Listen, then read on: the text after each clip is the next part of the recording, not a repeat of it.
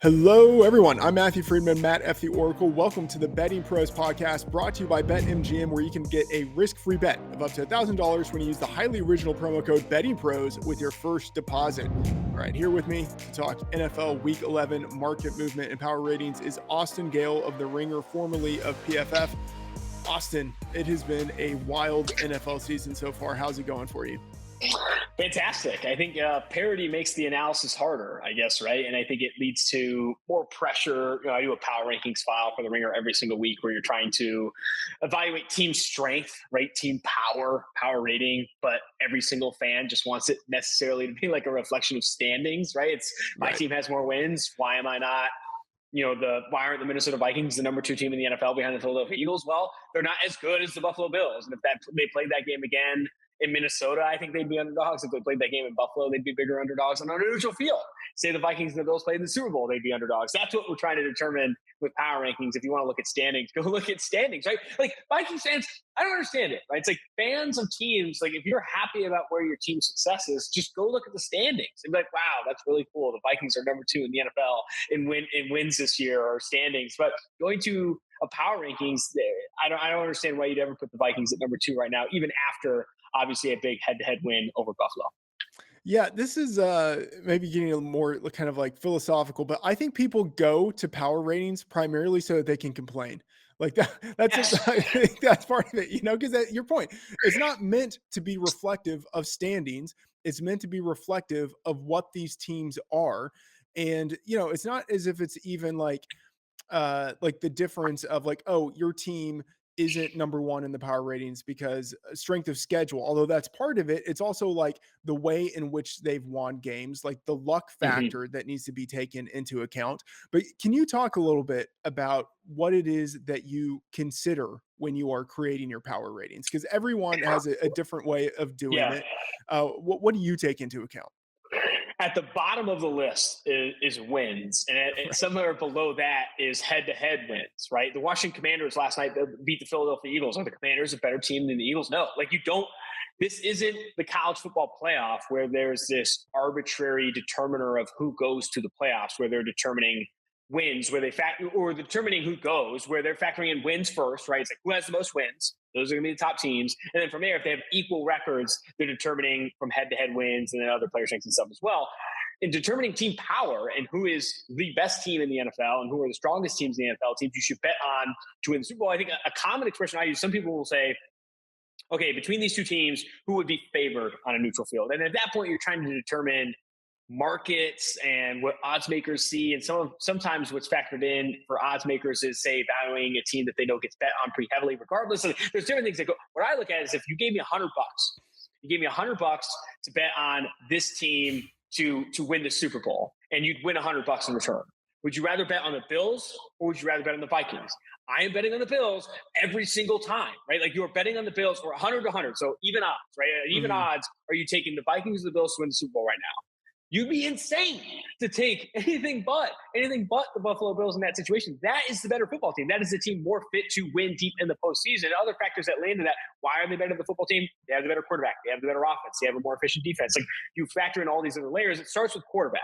Which quarterbacks elevate their offenses? Which quarterbacks are at the tops of the league in CPOE composite and EPA per play and avoiding turnovers and some of these things that we know are sticky week to week and sticky over a 2-game, 3-game sample size, say in the playoffs, and avoid quarterbacks or offenses that are overly dependent on converting long third downs or have a really high bound to regress red zone efficiency. Like that's where you look at these teams and evaluate, okay, because what you're trying to determine with me is which team can survive a 2-3-game sample to go to the Super Bowl, right? And I think those are the teams that are stickier week to week with the better offenses, the more efficient defenses and all that stuff. And defense isn't even something I'm looking at until after quarterback, after offensive line, after your receiving talent, and even like scheme and offense. Like defense is so volatile and so injury prone. Like you have the Buffalo Bills, one of the top defenses in the NFL. You can lose a couple players, and that defense completely changes in how they approach things. So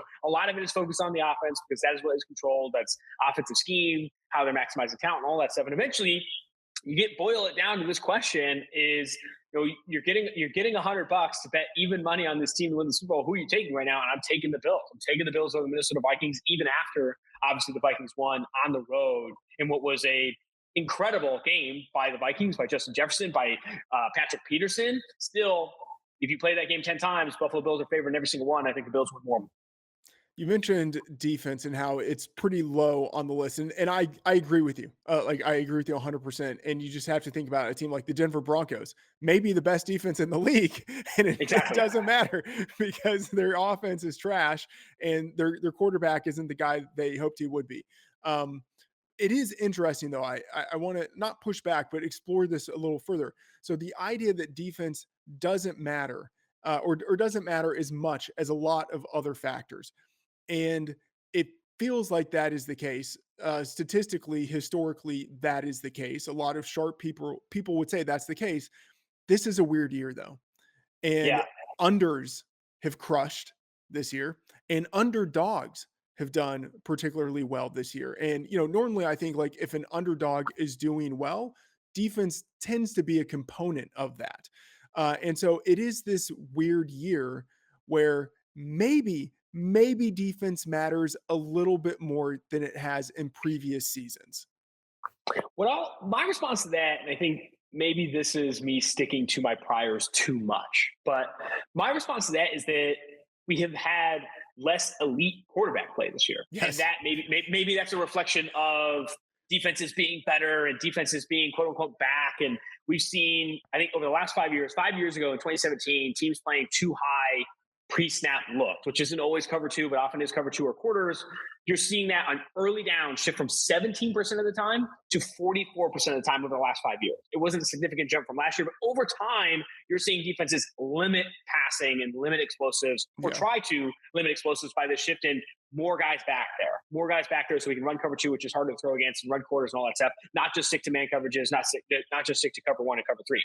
That has led to quarterbacks having to adapt how they play the game. You compare to what Patrick Mahomes was doing in 2018 to what he's doing now, it's night and day, right? Offenses have to change, quarterbacks have to change.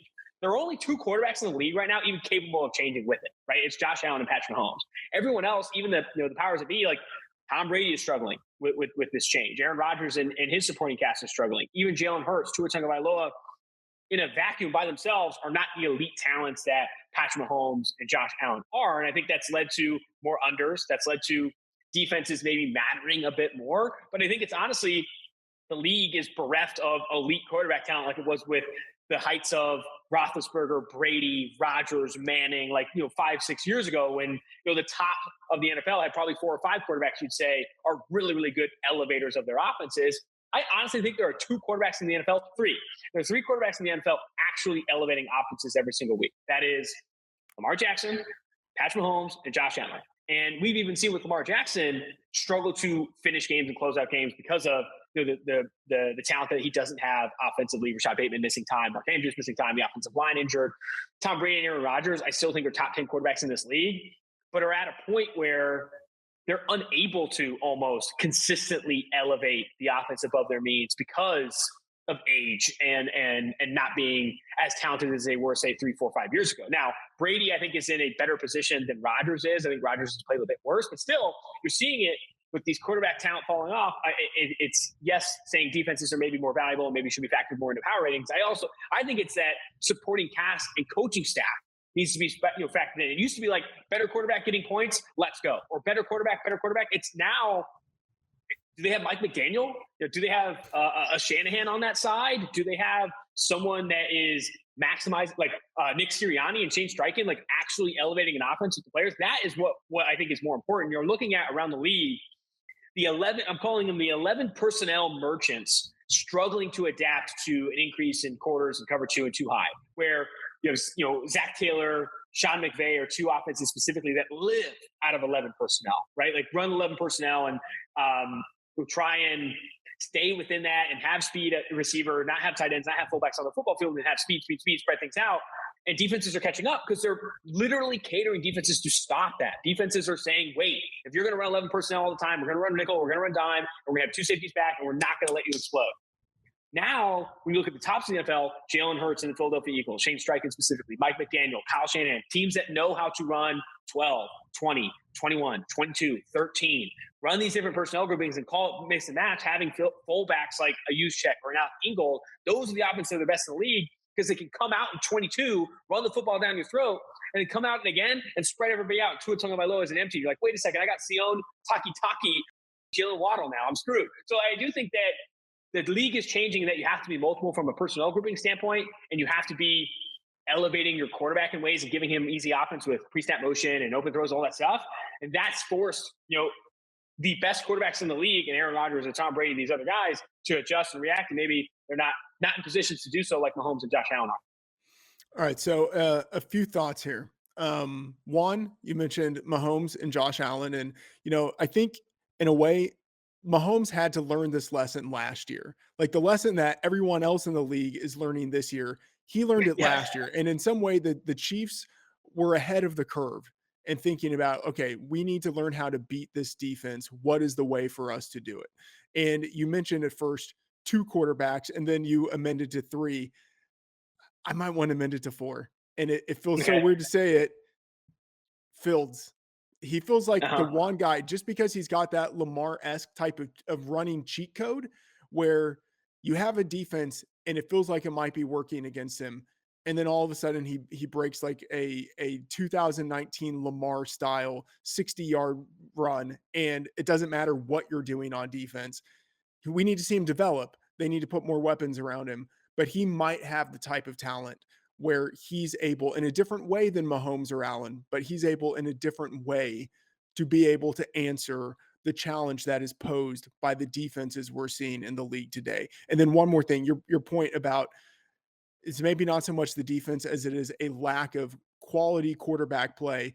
That's really similar to what Brady said, I think 5 weeks ago. Like he was asked the question, what are you seeing? He's like, a lot of bad football. And like people thought he was kind of being snarky or something. I don't think he was. He was just saying like, like a lot of teams haven't been playing their best football to start the year. And we've seen that this year. And I think it is. It's a lack of elite quarterback play. Teams on both sides of the ball have built their rosters to get faster, run more 11 personnel, and throw the ball more. And you look at in Cleveland, one of the skinniest, lightest defenses in the NFL, getting absolutely gashed on the ground against a complex run scheme that Mike McDaniel's leading in Miami. And teams that have found ways creatively with these smaller, faster personnel groupings to run the football effectively are having more success because defenses are trying to stop the pass. They're saying we're running too high on 40% of early downs. If you can go back and watch that Buffalo Bills game and how often they're unable to run the football against like 5-6 man boxes, that's a problem. Like if you can't run the football against light boxes, teams are going to stay back, run those 2 high coverages, and force the best quarterbacks in the league to target the short and intermediate levels of the football field. You talk about how Patrick Mahomes has kind of adapted and changed. I love this stat so much. According to True Media, in 2021, Patrick Mahomes throwing 5 to 15 yards downfield, that middle area of the football field, ranked 23rd in EPA per attempt. This year, he's first by a country mile. That's how the offense has changed. It's adding this mid-range shot that that teams need to have against 2 high coverages to have efficient offense. He's averaging 0.7 EPA per attempt when targeting that area of the football field. That is banana land. That is absurd and a dramatic improvement, almost 3x of what he was doing last year. Quarterbacks incapable of targeting that area of the football field without putting the ball in harm's way, cough, Josh Allen, are struggling. And a lot of those quarterbacks are struggling. And when you have Patrick Mahomes, you can say, hey, what if you just targeted this part of the football field because you have crazy arm talent and good decision-making and all that stuff? Like, yeah, that's working. For other offenses, it's like we need to run the ball better on early downs against light boxes. We need to run more pre-snap motion, create more mismatches, add more positionless players. Obviously, like what the Miami Dolphins and San Francisco 49ers do, we have to do things differently. I think because they have Andy Reid and because they have Patrick Mahomes, they have the cheat code and that they were able to do it really successfully and now have the top offense in the NFL. Other offenses that are catching on, that's the Eagles. That's obviously Mike McDaniel in the Miami Dolphins. And I would argue that the San Francisco 49ers are up there too. And that, yes, we have Jimmy Garoppolo, but we're going to find ways to get the ball to our playmakers and have them cook after the catch. The 49ers receivers ranked first in yards after the catch per reception, not just because they do a good job of rostering those type of players. Juwan Jennings, who was a forgotten receiver on that team, was one of the best yak players at Tennessee really in college football the last 3 years, and he's adding for that offense. Deebo Samuel, Brandon Ayuk, obviously you have George Kittle, one of the best yak tight ends over the last 5 years, Kyle Juszczyk, and you bring in Christian McCaffrey, who has yards after the catch over expected at a rate that next gen stats is like almost breaking their formula. So I do think that the 49ers get it, right? You see these coaches and offenses that actually get it and adapt the offenses, not just to their personnel. It's not just saying, I have Jalen Hurts, what should this offense be? Or I have Tua Tagovailoa, what should this offense be? It's like, I have Tua Tagovailoa, and I know this is where defenses are going. And being able to zig to that zag is where the tops of the league are. All right, so you have an article that comes out each week on your power rankings, updating it, listing 1 through 32, how it is that you view all of the teams in the NFL at this given moment. And so you've published that for week 11, and I want to kind of talk about it a little bit. And I have power ratings too.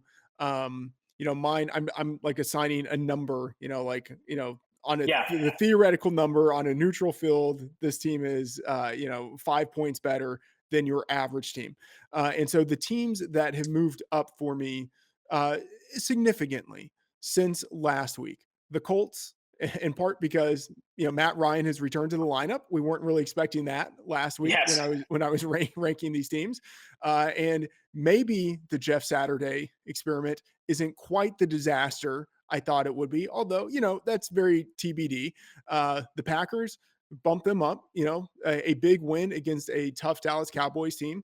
And then the Steelers have bumped them up a little bit, primarily because you have TJ Watt returning. That juices your defense quite a bit. And if they don't have that defense working, they don't really have much of anything. But those are the teams that I've moved up significantly since last week. Do you have thoughts on any of those teams? I see Colts and Packers, you've bumped up your rankings. Yeah, I'm with you on the Colts and Packers. I think Colts, not because Jeff Saturday has come in and banged his fist hard enough for this Colts team to play better across the board. He subbed out a bad quarterback for a good one. I still didn't understand why Matt Ryan was benched in the first place. Like, Matt Ryan, from a clean pocket before he was benched, was top 10 in EPA per play. I think he was 8th. Yeah. When he was pressured, he was the worst in the NFL. And maybe that's why they thought Sam Ehlinger could help. But no quarterback is good under pressure. You're like, Matt Ryan sucks when he's under pressure. So does Sam Ehlinger. Sam Ehlinger was awful under pressure and did not elevate the offense when he was pressured. And he was terrible when he was kept clean. Matt Ryan, going against a Raiders defense that only one player on that team can consistently create pressure, and that's Max Crosby, had more success. And then Jonathan Taylor was back and healthy and obviously had success in that game as well. So, Jeff Saturday, tip your cap to coming in on what was a short week for him, going from an ESPN set to a locker room and rallying the troops. You heard him in that post-game speech to his players. He's like, what were the keys? He's like, we limited 28. That's Josh Jacobs for the Raiders. Only had 70-ish yards or whatever it was. We won the matchup with Davante Adams and Stephon Gilmore when it mattered at the end, which is okay, that's a key to a game. Don't give up a touchdown when you have to, whatever. He's saying all the things right as a new coach in a locker room and leading men and having people fired up. The biggest difference was not having Sam Ehlinger in that game. If Sam Ehlinger starts against the Raiders, I think they lose. That's just a fact. The quarterback matters so much. So I'm moving the Colts up too, not necessarily because of this Jeff Saturday led fire, but because holy shit, they're going to have a better quarterback playing, 2 degrees better than what Sam Ehlinger was. Yeah. And with the Packers, you saw them run more under center, which I think is a huge win and something that Aaron Rodgers I don't think likes to do, but doing that and having success with it, I think will lead the Packers doing it more. And Christian Watson, who was going into this year, some of the worst ball skills of any draft prospect we've seen. Even talking to his head coach at North Dakota State, he's the biggest thing he has to improve is he has to catch the ball better. And you see it on that first drive, him dropping footballs, first parts of the season, him dropping footballs. It wasn't flying. He can create separation. He's fast and he's big. Size and speed is everything in this league, and he can create separation because of it. If he catches the football consistently, he'll have games like that. So I think that you're buying it with Christian Watson. You're buying it with an offense slightly tweaking what it has to do to win more football games. Now I'm ranking them higher in power ratings. They're still 4 and 6 in an NFC playoff race that seems all but locked up. The Giants and the Cowboys and the Seahawks would have to have a legitimate collapse to lose out on the playoffs with a 2-game lead over the Packers right now. And the last team I'll bring up is a team that I think is I'm going to move up. It's a team we talked about a little bit, but it's the Chiefs. The Chiefs in offensive EPA per drive are double the second-ranked team in the NFL. This offense is good would be an understatement. This offense is best in the league is an understatement. It is doing better than any other offense is consistently. And you want to say the Bills are good. They're 2 or 3. The Dolphins are right there with them too. They've had a lot of success in recent weeks. Tua Tagovailoa is 3 touchdown passes, no picks in the last 3 games. Like, they are playing with a lot of, they're having a lot of success. The Chiefs are better by a significant degree. And that, for me, you look at them going against the Chargers, which I know is a divisional game, which I know is in a primetime spot. A lot of people looking to potentially bet the Chargers at +6, +6.5. I don't know. This Kansas City team is different. And when you look at the Chargers defense, they can't stop a nosebleed. It's again one of the worst run defenses in the NFL, and still struggling also to limit explosiveness in the passing game. So I like the Chiefs a lot. I moved them up a bit. I think that the Chiefs are legit Super Bowl contenders, and now that they have the clear path to the first seed in the AFC, Yep. potentially securing that first round bye, which is uber important in betting odds. Like, if you have the first seed versus the second seed, it is a night and day in terms of your prospects of getting to the Super Bowl. Winning 2 games to go there versus winning 3 is a big difference. Yeah, and we'll talk more about that Chiefs Chargers game in a little bit. I'm with you on the Chiefs in that. I mean, I haven't moved them up that much, but that's because I already started the season with them pretty high. Like, I was higher than a lot of the market on the Chiefs and had them closer to that Buffalo Bills tier. Like, a lot of people had sort of like the Bills tier break, Chiefs and other people, and I pretty much always had it as a group of 2, and I still have it as a group of 2, except now it's a very tight group of 2. Like, the Chiefs are now right there with the Bills, and honestly, I maybe been a little bit slow to bump the Bills down in the rankings, but I still think the Bills are probably the best team in the league. But man, everything you said about the Chiefs is right. The Chiefs are right there with them. Teams that I've moved down. I mean, talked about bumping the Colts up. Got to bump the Raiders down. I mean, by the way, speaking of the Raiders, I got to do the plug here. Speaking of the Raiders, we're giving away a free signed Josh Jacobs Raiders jersey from Pristine Auction. If you want a chance to win it, subscribe to the BettingPros YouTube channel right now and comment below on the video. We will announce a winner on the channel in a future episode, so turn on your notifications. The Raiders, man, if you are a head coach, a professional head coach, and you cannot beat an ESPN analyst coming in on a short week with an offensive play caller who's never called plays at any level, you should probably be fired. And it would not be a surprise if that happens to Josh McDaniels at some point this year. I think it would be a minor miracle if he makes it through the entire season, but man, I have to downgrade the Raiders in a very significant fashion. And that's just sort of like the coaching. That doesn't really even take into account that your defense, especially pass defense, one of the worst units in the league. So downgraded the Raiders, downgraded the Rams. That was even before news of Cooper Kupp going on IR. So definitely going to downgrade them some more. And then the Falcons, which that's probably more of just a little bit like I might have been a little bit too high on you, but like, your defense is bad, especially when you don't have your number 1 cornerback and your number 2 cornerback is on IR. Like, you really have nothing going for you on the defensive side of the ball, especially in pass defense, which is the part of defense that matters the most. So pretty big downgrade. Like, if you can't beat the Panthers, whom I have no respect for, I need to downgrade you. So those are the teams that I've moved down the most. I'm looking here, Raiders and Rams. I see that you've moved them down. And then also the Broncos, which I can't disagree with you there. For the Raiders, I do think that it would be a minor miracle for Raiders fans if Josh McDaniels is fired, because the problem is, and I'm from Oakland, California. I've been a Raiders fan for almost too long. I had season tickets with my dad for 10 years. Like, the problem is that Mark Davis is notably one of the, if not the poorest owner in the NFL. And he's likely still paying John Gruden whatever settlement he came to when he resigned, obviously, when he violated the NFL policy, all that stuff that happened. So he's still paying John Gruden, and bringing in Dave Ziegler and Josh McDaniels as objectively a pairing, right? You don't fire one. I don't think you can. Like, I think you have to, they are a pairing. Moving on from them would be an insane buyout at this point. Like, he would have to pay more money for another coach that isn't coaching his football team again if he did move on from Josh McDaniels. So am I surprised that Mark Davis has already told people and sources are out from The Athletic that Josh McDaniels isn't going anywhere? Am I surprised that he's saying, quote unquote, he's doing a fantastic job? No, because that would admit 2 things. One, Mark Davis has done a terrible job at hiring coaches, like awful, like terrible. 2, he'd have to pay a load of money to do it. Like, he's like, yeah, he's doing a fantastic job. Because if I had to fire him, I'm going to pay him like $20 million to coach for another team and him be a special assistant on the Patriots, just like Matt Patricia. People don't bring that up enough.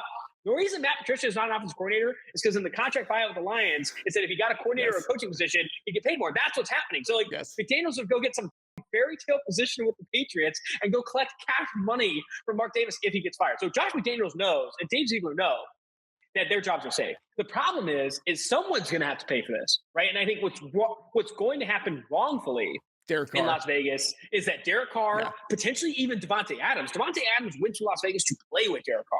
Now, it's crazy talk, almost ridiculous to assume that some monster package trade could happen with Carr and Adams as a bargain deal, but I don't know. Like, Devontae Adams says the effort and the buy-in is bad. Derek Carr is crying at a press conference that I've never seen him do. Right.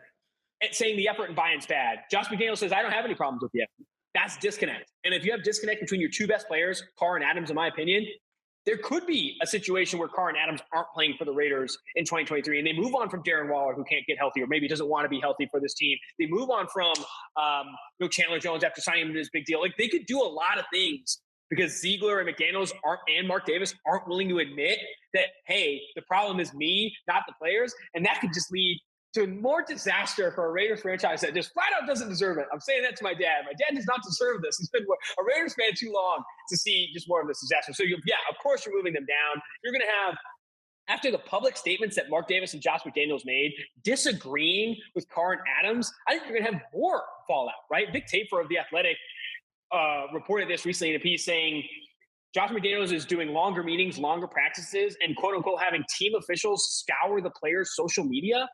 You're wondering why Blake Martinez, the team's leading tackler against the Jaguars, retired after that game?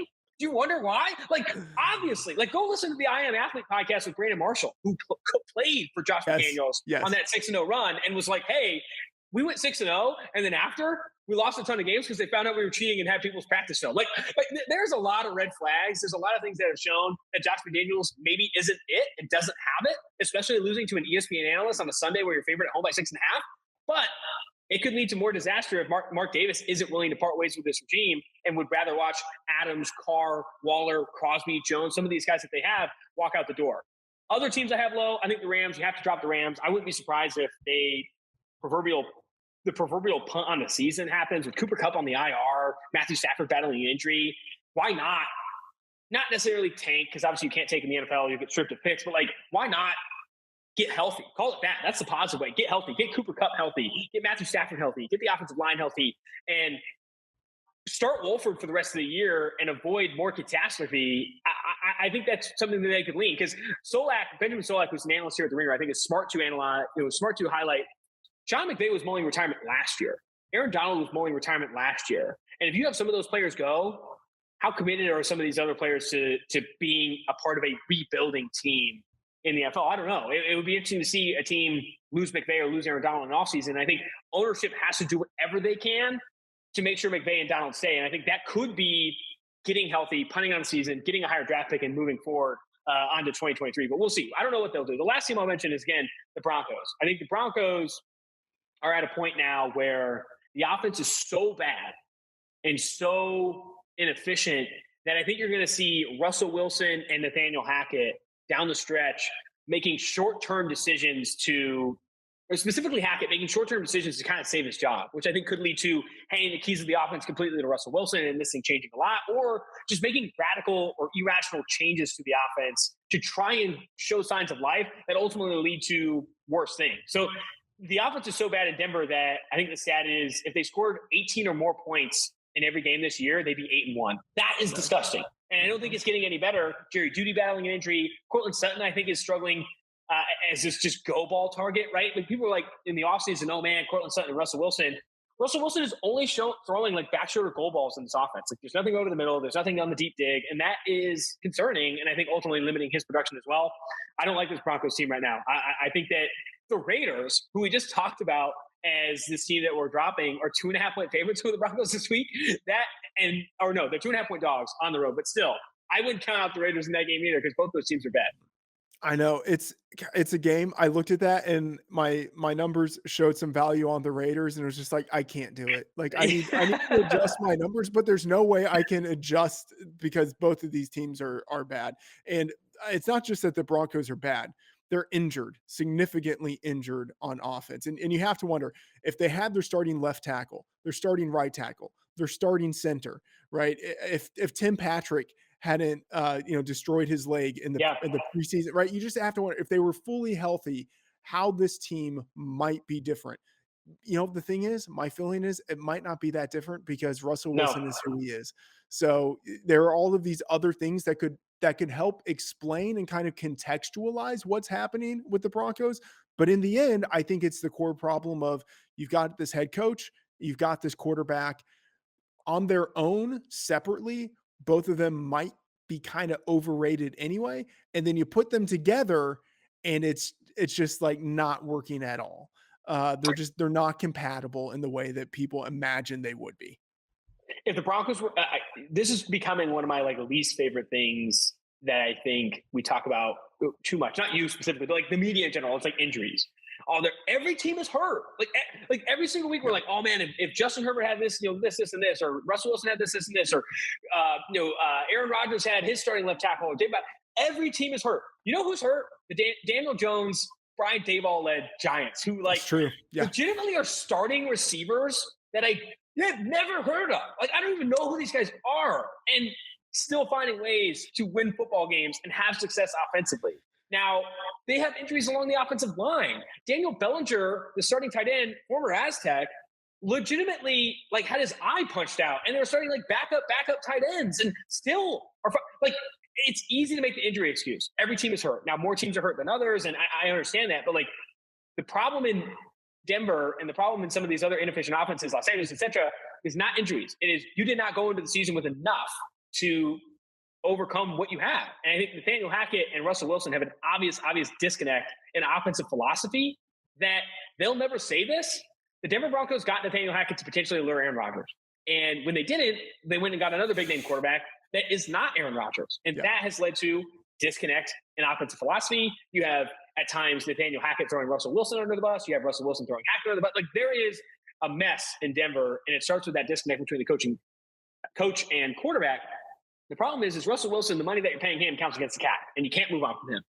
Nathaniel Hackett doesn't. And if you have rich ownership, which obviously you have new ownership in Denver, new ownership's going to say, fuck it, like, we don't need this guy, right? We're going to move on from Nathaniel Hackett. We thought he was a splash hire. He's not. And they're going to be looking at other coaches potentially available. They're going to be looking at DeMeco Ryans or, say, Sean Payton rumors start to swirl up. They're going to be looking at another big name to come in and actually mirror what Russell Wilson wants to do offensively. Now, is that a good offense? Who knows? But it's at least one that your star quarterback that you're paying like $250 million likes to run, and that's ultimately what you're gonna have to do when you're that cash connected to him over the next few years. Yeah, the Sean Payton thing in Denver is interesting. It would be hard for them to pull off because they don't have the picks or the immediate picks to trade to the Saints because they traded those picks for Russell Wilson. So, Sean Payton, that would maybe be interesting. Skeptical that it would happen, but I do think his name will be floated in connection with a lot of teams, I think pretty soon. Okay. I want to look at I have one thing on that.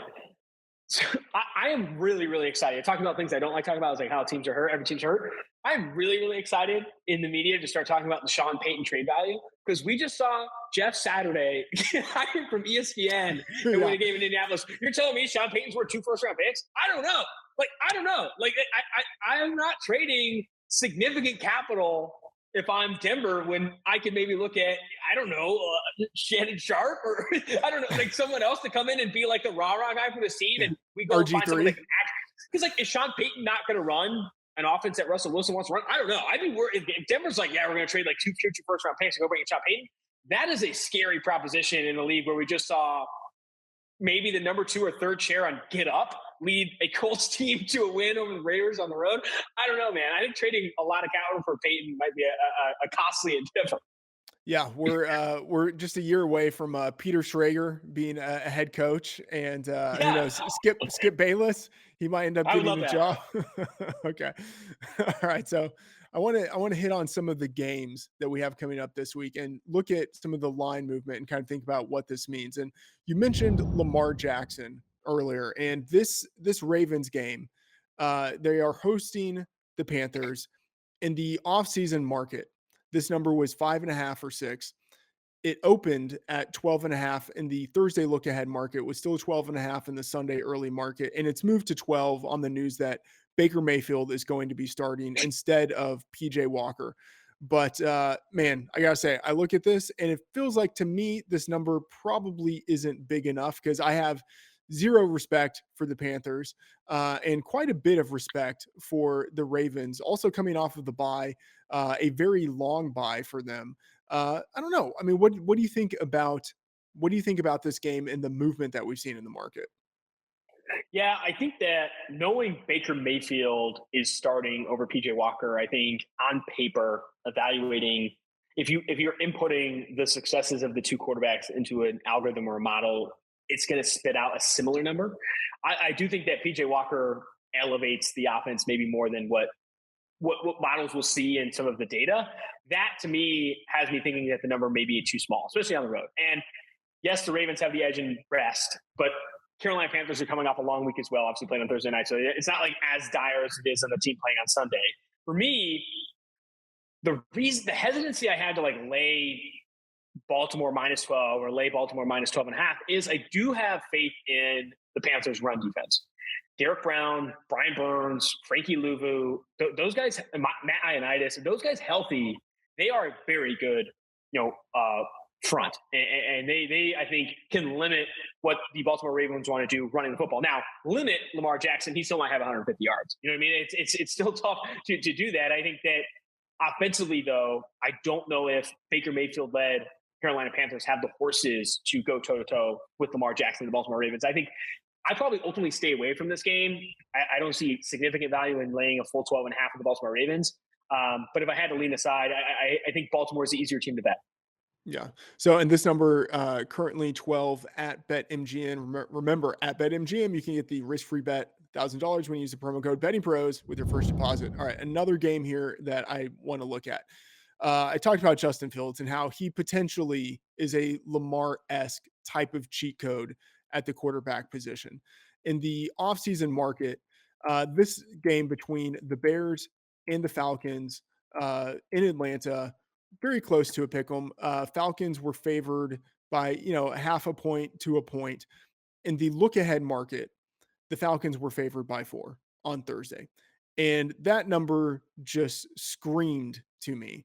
Like, I don't have a lot of respect, as I mentioned earlier, for the Falcons. And increasingly, I'm getting a ton of respect for Justin Fields. And so this number was 4 in the look ahead market. It opened at 3 Sunday night after we saw the Bears, and a game the Bears lost, by the way. But that number still came towards them, and it is increasingly in the market starting to move towards Chicago here. Like, it would not surprise me if we saw this move through the key number of 3 and hit 2.5 at some point. What do you think of this number and the movement that we've seen here?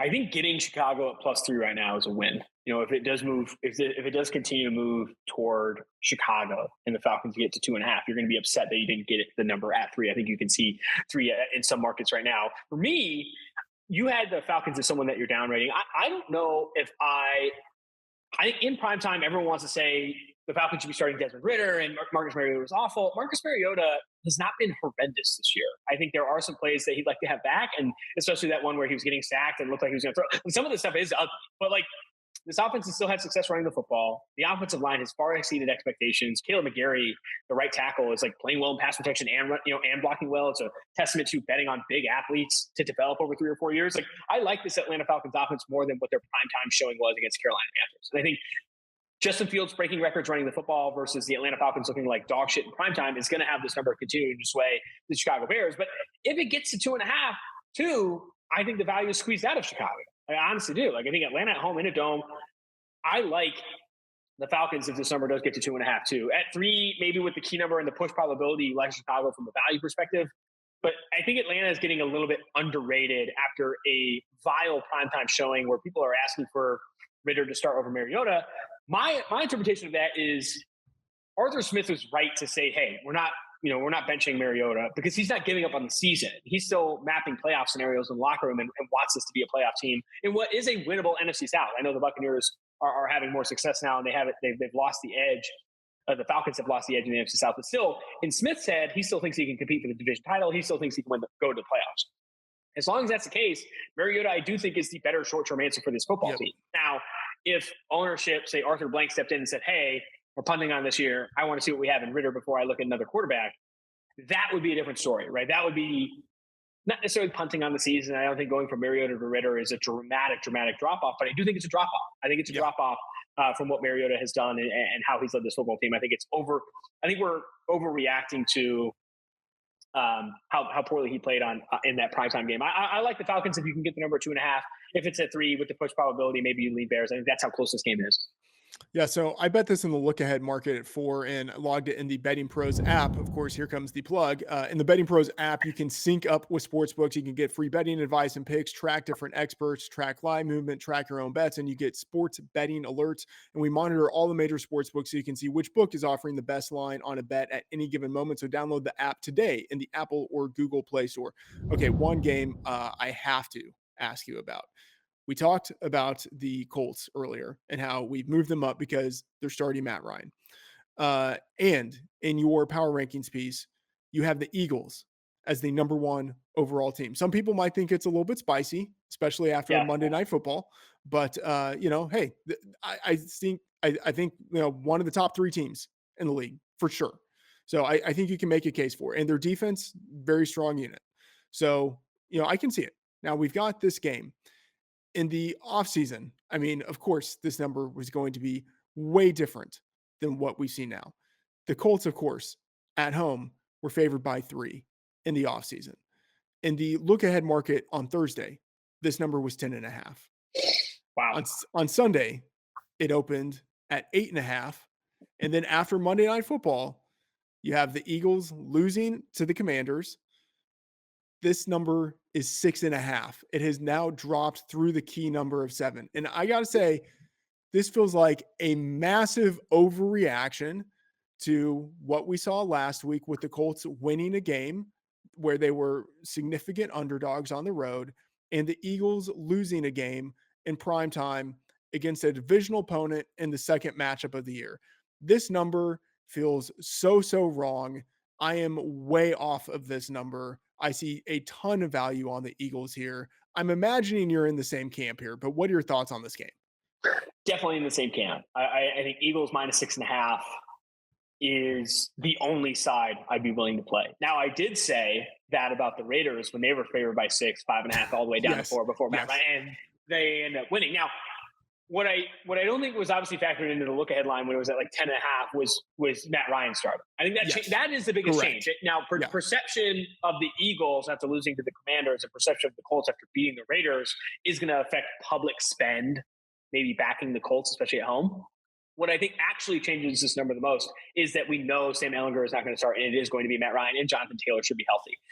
Is that worth getting under the key number 7? I don't know. And Eagles coming off a loss where I'm sure there are a lot of people in that locker room just absolutely disappointed, absolutely gutted at the missed calls, at the turnovers at a rate that they haven't had more than 1 turnover in a game all year. They have 3 going in that game, and they have 3 at the end of that game, or 6 at the end of that game.